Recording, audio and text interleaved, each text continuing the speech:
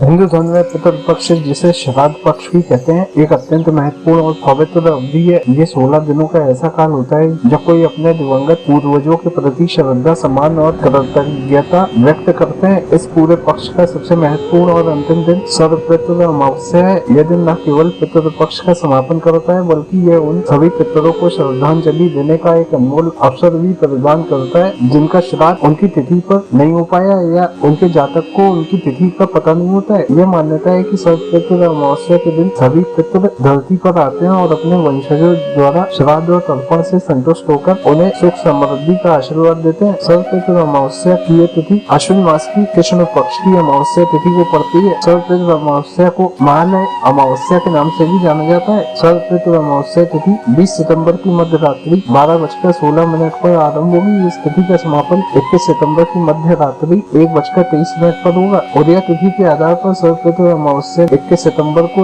मनाई जाएगी। श्राद्ध के लिए उपयुक्त मुहूर्त इस प्रकार है। कुतुब मुहूर्त दिन में 11:26 से आरंभ होगी, जिसका समापन दोपहर 12:15 पर होगा। रोहिणी मुहूर्त दोपहर 12:15 से आरंभ होगी, जिसका समापन 1:04 पर होगा। अपराह्न काल मुहूर्त दोपहर 1:04 से आरंभ होगी, जिसका समापन दोपहर 3:30 पर होगा। सर्वपितृ अमावस्या पर श्राद्ध विधि का पालन पूरी श्रद्धा और पवित्रता के साथ किया जाना चाहिए। सर्वपितृ अमावस्या पर प्रातः ब्रह्म मुहूर्त में उठकर स्नान करें। स्नान के लिए किसी पवित्र नदी में जाना बहुत शुभ माना जाता है। यदि किसी के घर के पास कोई नदी नहीं है तो घर पर ही जल में गंगा जल मिलाकर स्नान किया जा सकता है। इस दिन साफ वस्त्र धारण करें। घर के पूजा स्थल को साफ करें। श्राद्ध के लिए आवश्यक सामग्री जैसे तिल, अक्षत, दूर्वा फूल, जौ, गाय का दूध, शहद, घी, गंगा जल और सेंधा नमक को पहले से एकत्र कर लें। पूजा स्थान पर बैठकर पूर्वजों का ध्यान करें।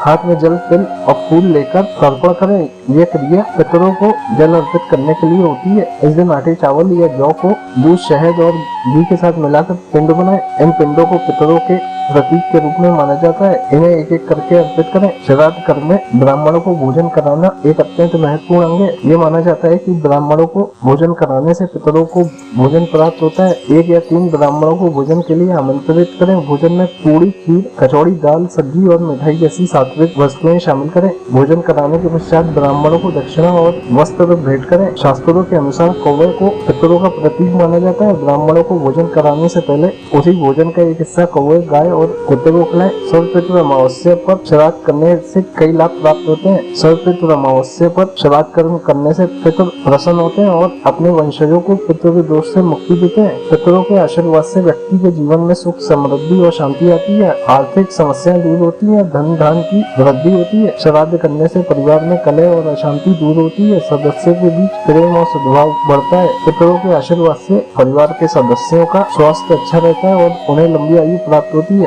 व्यक्ति द्वारा किए जाने वाले सभी कार्यों में आने वाली बाधाएं दूर होती है और उन्हें सफलता प्राप्त होती है। सर्वपितृ अमावस्या पर यह दिन किसी एक पूर्वज के लिए नहीं, बल्कि पूरे कुल के सभी दिवंगत सदस्यों के लिए होता है। इस दिन श्राद्ध करने से सभी पितरों की आत्मा को शांति प्राप्त होती है। यदि किसी कारणवश किसी पूर्वज की मृत्यु तिथि ज्ञात न हो तो उनका श्राद्ध सर्वपितृ अमावस्या पर किया जा सकता है। यह दिन उन सभी लोगों के लिए होती है जिनकी मृत्यु तिथि अज्ञात है। सर्वपितृ अमावस्या पर कुछ नियमों का पालन करना अनिवार्य माना जाता है। सर्वपितृ अमावस्या पर घर में केवल सात्विक भोजन ही बनाया जाना चाहिए, जिसमें लहसुन, प्याज का उपयोग न हो। ब्राह्मणों और गरीबों का सम्मान करें और उन्हें श्रद्धा पूर्वक भोजन व दान दें। तर्पण और श्राद्ध करते समय हमेशा दक्षिण दिशा की ओर मुख करें, क्योंकि ये पितरों की दिशा मानी जाती है। अपनी क्षमता अनुसार अन्न, वस्त्र, जूते, चप्पल और अन्य उपयोगी वस्तुओं का दान करें। सर्वपितृ अमावस्या पर ये कार्य भूलकर भी न करें। इस दिन मांस, मदिरा, तामसिक भोजन और बासी भोजन का सेवन न करें। सर्वपितृ अमावस्या पर किसी भी शुभ कार्य जैसे मुंडन, गृह प्रवेश या शादी विवाह का आयोजन न करें। नए कपड़े पहनने और नई वस्तुएं खरीदने से बचें। इस दिन बाल, नाखून या दाढ़ी नहीं कटवानी चाहिए। घर में किसी भी तरह का झगड़ा या विवाद न करें। मन को शांत और पवित्र रखें।